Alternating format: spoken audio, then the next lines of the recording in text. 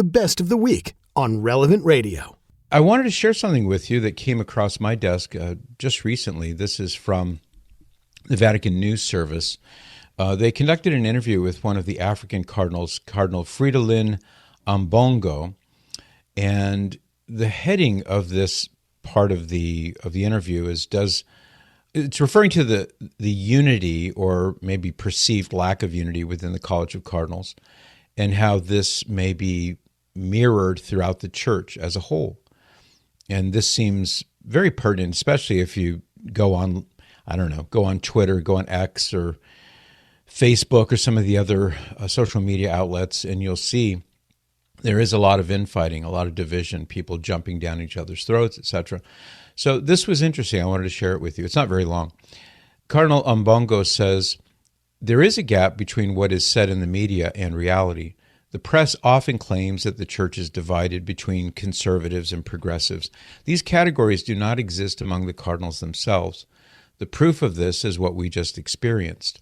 Cardinals, and he's referring there to the conclave, cardinals representing the entire universal church demonstrated a much deeper understanding of the true nature of the church. The church is not an ideology, as the media sometimes portrays it, but rather an attachment to a person, and that person is Jesus Christ. The fundamental question he posed to Simon Peter was, do you love me? Do you love me? It's about loving this man, and all men and women around the world who love Jesus recognize themselves as brothers and sisters. Our common point, he says, is this love for Jesus. And these are not ideologies, as some try to say, but genuine love. Love that transforms our nature from within and sets us on the right path. I wanted to share that with you because not only is it true, but also it's pertinent, especially when maybe you're tempted or you see people online who give into the temptation to lash out or to give the appearance that there are factions. And St. Paul railed against that.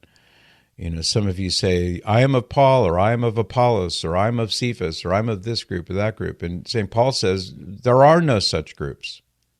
It's just Jesus Christ. He's the whole point. We wouldn't be Catholic, we wouldn't be followers of his if it weren't for him in any case. So maybe this is even more than perhaps a reflection of reality.